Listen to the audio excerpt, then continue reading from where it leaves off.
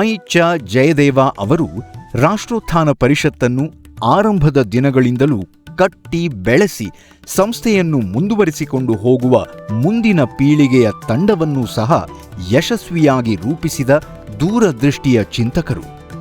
ಆತ್ಮ ಅಥವಾ ಪ್ರಾಣ ಶೇಷಾದಿಗಳು ಮಧುರಾಯರು ಅಥವಾ ಯಾದವರಾಜರು ಕೊಟ್ಟರೆ ಅದಕ್ಕೆ ಆ ದೇಹ ಸ್ವರೂಪವನ್ನು, ಇದಕ್ಕೊಂದು ದೇಹ ಸ್ವರೂಪವನ್ನು ಕೊಟ್ಟವರು ಜೈನ. ಆತ್ಮಕ್ಕೊಂದು ದೇಹ ಬೇಕಲ್ಲ, ಆ ದೇಹವನ್ನು ಯಾವ ರೀತಿ ಇದು ಮುಂದೆ ಇರಬೇಕು, ದೂರದೃಷ್ಟಿತ್ವ ಹೇಗೆ, ಆರ್ಥಿಕ ಸಂಪನ್ಮೂಲಗಳು ಹೇಗೆ, ನಿರಂತರವಾಗಿ ಈ ಸಂಸ್ಥೆ ನಡೆಯುವುದಕ್ಕೆ ಮೇಲ್ಪಂಕ್ತಿ ಹೇಗೆ, ಎಂತೆಂಥ ಕಾರ್ಯಕರ್ತರು ಬೇಕು, ಆ ಕಾರ್ಯಕರ್ತರ ಜೀವನ ಶೈಲಿ ಹೇಗಿರಬೇಕು, ಅವರ ಜೀವನದಿಂದ ಹೇಗೆ ಈ ಸಂಸ್ಥೆ ಬೆಳೀಬೇಕು, ಇದನ್ನು ಒಂದು ದೃಷ್ಟಿ ಕೊಟ್ಟವರು ಜಯದೇವರು. ಅವ್ರ ಸ್ವಂತ ಜೀವನದಿಂದ ಸ್ವಂತಕ್ಕೋಸ್ಕರ ಬದುಕಲೇ ಇಲ್ಲ, ಅವರು ಸಮಾಜಕ್ಕೋಸ್ಕರ ಬದುಕು ಈ ರಾಷ್ಟ್ರೋತ್ಥಾನಕ್ಕೆ ಈ ಒಂದು ಭವ್ಯವಾದಂತಹ ಅಡಿಪಾಯವನ್ನು, ಫೌಂಡೇಶನ್, ಸ್ಟ್ರಾಂಗ್ ಫೌಂಡೇಶನ್, ಅದರಲ್ಲಿ ವಿದ್ ವ್ಯಾಲ್ಯೂ, ವಿದ್ ಮೇಲ್ಪಂಕ್ತಿ, ಅವರ ಜೀವನದನೇ ಆದರ್ಶ. ಬಿಗಿ ಅಂದರೆ ಬಿಗಿ. ಅವ್ರಿಗೆ 60ನೇ ವರ್ಷದ ಒಂದು ಕಾರ್ಯಕ್ರಮ ಮಾಡಬೇಕು ಅಂದಾಗ ಅವ್ರು ಒಪ್ಪಲೇ ಇಲ್ಲ. ಒಬ್ಬ ವ್ಯಕ್ತಿ ಜೀವನ ಸಮಾಜ ಜೀವನದಲ್ಲಿ ಬೆರೆತಾಗ ಅವನ ವ್ಯಕ್ತಿ ಪ್ರತಿಷ್ಠೆ, ವ್ಯಕ್ತಿ ಗೌರವ ಇದು ಅವಶ್ಯಕತೆಯೇ ಇಲ್ಲ ಅಂತ.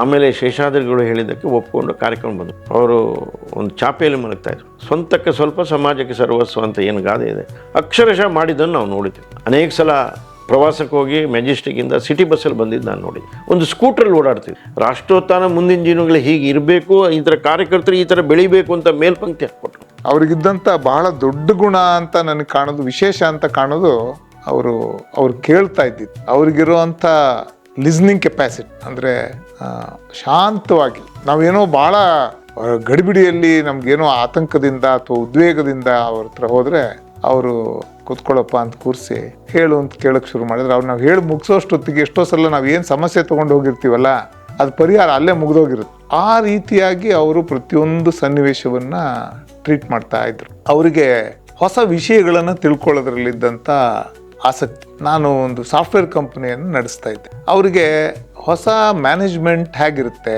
ಈ ಸಾಫ್ಟ್ವೇರ್ ಕಂಪನಿಗಳು ಹೇಗೆ ನಡೆಯುತ್ತೆ, ನೀವೇನು ಕೆಲಸ ಮಾಡ್ತೀರಾ, ನಿಮ್ದೇನು ನೀವು ಏನೋ ಸಾಫ್ಟ್ವೇರ್ ಡಿಸೈನ್ ಅಂದರೆ ಹೆಂಗಿರುತ್ತೆ, ಸಾಫ್ಟ್ವೇರ್ ಅಂದರೆ ಏನು, ಪ್ರೋಗ್ರಾಮಿಂಗ್ ಅಂದರೆ ಏನು, ಅಂದರೆ ಎಲ್ಲ ವಿಷಯಗಳನ್ನು ಅವ್ರಿಗೆ ತಿಳ್ಕೊಳ್ಳೋದ್ರ ಬಗ್ಗೆ ಒಂದು ಆಸಕ್ತಿ. ಒಂದ್ಸಲ ಹೇಳಿದ್ರು, ನಿಮ್ಮ ಆಫೀಸಿಗೆ ಒಂದ್ಸಲ ಕರ್ಕೊಂಡೋಗ ಏನು. ಸರಿ ಅಂತ ನಾವು ನಮ್ಮ ಆಫೀಸಿಗೆ ಕರ್ಕೊಂಡೋಗಿ ಅವ್ರಿಗೆ ನಾವು ಏನೇನು ಮಾಡ್ತೀವಿ, ಕಂಪ್ಯೂಟರ್ ಅಂದರೆ ಏನು, ಸಾಫ್ಟ್ವೇರ್ ಅಂದರೆ ಏನು, ನಾವು ಲ್ಯಾಬ್ಗಳನ್ನು ಬಿಲ್ಡ್ ಮಾಡಿದ್ವಿ, ಟೆಸ್ಟಿಂಗ್ ಲ್ಯಾಬ್ಗಳನ್ನು. ಆ ಲ್ಯಾಬ್ಗೆಲ್ಲ ಬಂದು ಏನು ಟೆಸ್ಟ್ ಮಾಡ್ತೀರಾ, ನೀವು ಫೋನ್ನಲ್ಲಿ ಏನು ಅಲ್ಲಿರೋ ಬ್ಯಾಂಡ್ ವಿಡ್ತ್ ಚೆಕ್ ಮಾಡ್ತೀರಾ ಅಥವಾ ಪ್ರೋಟೋಕಾಲ್ಸ್ನ ವೆರಿಫೈ ಮಾಡ್ತೀರಾ, ಅದು ಹೆಂಗೆ ಅಲ್ಟಿಮೇಟಾಗಿ ಪ್ರಾಡಕ್ಟ್ ಮೇಲೆ ಇಂಪ್ಯಾಕ್ಟ್ ಆಗುತ್ತೆ, ಪ್ರಾಡಕ್ಟ್ ಡಿಸೈನ್ನಲ್ಲಿ ನೀವು ಗೂಗಲ್ ಜೊತೆಗೋ ಮೈಕ್ರೋಸಾಫ್ಟ್ ಜೊತೆಗೋ ಅಥವಾ ಕ್ವಾಲ್ಕಾಮ್ ಜೊತೆಗೋ ಯಾವ ರೀತಿ ಕೆಲಸ ಮಾಡ್ತಾರೆ. ಅಂದರೆ ಅವರು ಪ್ರತಿಯೊಂದು ವಿಷಯ ತಿಳ್ಕೊಳ್ಳೋದ್ರಲ್ಲಿ ಅವ್ರಿಗಿದ್ದಂಥ ಆಸಕ್ತಿ ಇದೆಯಲ್ಲ, ಅದು ಭಾಳ ಅನುಪಮವಾದದ್ದು. ನಮ್ದು ಎಷ್ಟೋ ಕಾರ್ಯಕ್ರಮಗಳು, ವಿಶೇಷ ಪುಸ್ತಕ ಬಿಡುಗಡೆ ಇತ್ಯಾದಿ ಕಾರ್ಯಕ್ರಮಗಳು ಕೇಶವ ಶಿಲ್ಪದಲ್ಲಿ ಆಗ್ತಿರಲಿಲ್ಲ, ಬೇರೆ ಕಡೆ ನಡೆಯುವಂಥದ್ದು.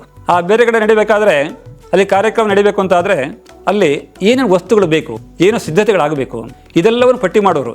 ಎಷ್ಟರ ಮಟ್ಟಿಗೆ ಪಟ್ಟಿ ಅಂದರೆ, ಒಂದು ಆ ಗುಂಡು ಪಿನ್ ಇರುತ್ತಲ್ಲ ಸೂಜಿ ಇದರಿಂದ, ಅದನ್ನು ಸಹಿತ ಲಿಸ್ಟಲ್ಲಿ ಬರೆಯೋರು. ಅಂದರೆ ಯಾವುದೇ ಸಂಗತಿಗಳು ಬಿಟ್ಟು ಹೋಗಬಾರ್ದು ಅಂತ.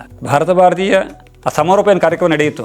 ಆ ಕಾರ್ಯಕ್ರಮದಲ್ಲಿ ವೇದಿಕೆಯಲ್ಲಿ ಸುಮಾರು 200ಕ್ಕೂ ಹೆಚ್ಚು ಜನ ಲೇಖಕರನ್ನು ಕೂರಿಸಿತ್ತು. ಬಹಳ ದೊಡ್ಡ ಕಾರ್ಯಕ್ರಮ. ಒಂದು ದೊಡ್ಡ ವೇದಿಕೆಯಲ್ಲಿ 200ಕ್ಕೂ ಹೆಚ್ಚು ಲೇಖಕರು ಅನ್ನೋಂಥದ್ದು ಇದಲ್ಲ ಈಗಾಗ. ಅದನ್ನು ಯಾರು ನಂಬಕ್ಕೆ ಸಾಧ್ಯ ಇಲ್ಲವೇ ಈಗಾಗ. ಆದರೆ ಈ ವ್ಯವಸ್ಥೆ ಮಾಡಿದವರು ಯಾರು? ಅದು ಜಯದೇವರು. ಅಂದರೆ ಎಲ್ಲವನ್ನು ಕೂಡ ತುಂಬ ದೊಡ್ಡದಾಗಿ ನೋಡುವಂಥದ್ದು ಜಯದೇವರ ಸ್ವಭಾವ. ಇವತ್ತು ರಾಷ್ಟ್ರೋತ್ಥಾನ ಏನಾದರೂ ಒಂದು ಶಿಸ್ತುಬದ್ಧವಾದ ಒಂದು ದೊಡ್ಡ ಸಂಸ್ಥೆಯಾಗಿ ಬೆಳೆದಿದೆ ಅಂದರೆ ಅದಕ್ಕೆ ಮೂಲಭೂತ ಒಂದು ಅಡಿಪಾಯವನ್ನು ಹಾಕಿದವರು ಜಯದೇವರು.